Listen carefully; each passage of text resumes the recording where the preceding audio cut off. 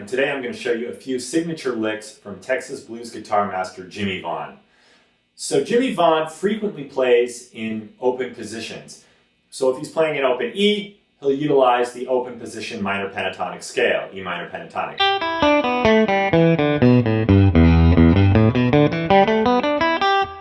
But if he's playing in another key, say F or G, he'll use a capo on the first fret or the third fret or even higher to be able to play with open strings, with an open E minor pentatonic, but in those other keys. But for the purpose of this video, we're just going to stay with no capo and we're going to play all these blues lines in the key of E. But I encourage you to get that Jimmie Vaughan sound, to take a capo and try playing these lines on the first fret, third fret, fifth fret, anywhere in between. So here's the first line. So we're starting with an open E, first finger on G twice, it's the third fret, then the fifth fret A, third finger, sliding to the B, that's on the seventh fret of the first string, and then back to the G, and then back to open E. And when you play that G, you want to give it a slight bend. There's a certain note in the blues that's somewhere between a minor third and a major third. It's not this, and it's not this. It's just right in between, and that's what you want to get for that G. Here's the second lick.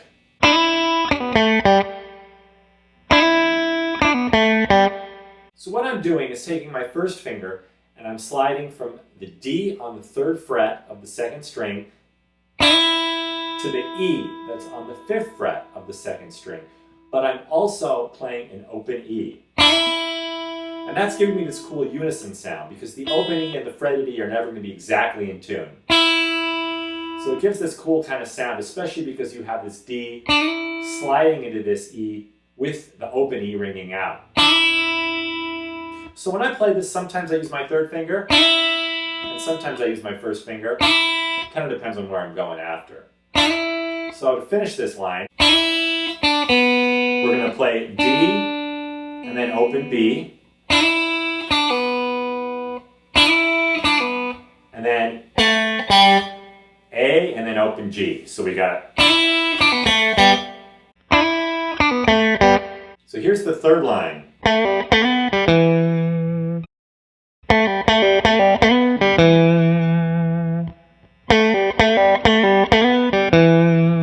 So I'm playing with my middle finger on the second fret, third string, A, open G, and I'm pulling off 3 times, sliding into the B that's on the fourth fret of the third string,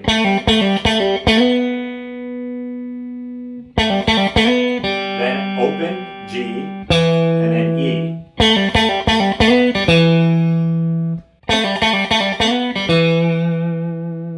So if we put those 3 licks together, you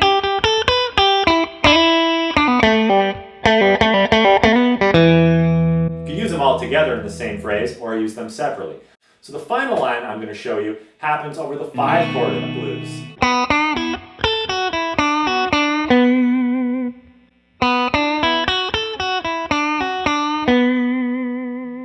So starting with an open B, which is the root of the 5 chord, B, D with your second finger on the third fret of the second string, to open E, and I give that D a slight bend. There's open E, F sharp with the first finger on the second fret of the E string, up to A on the fifth fret of the high E string, then back to F sharp, open E, and then D, F sharp, D with the slight bend, and open B.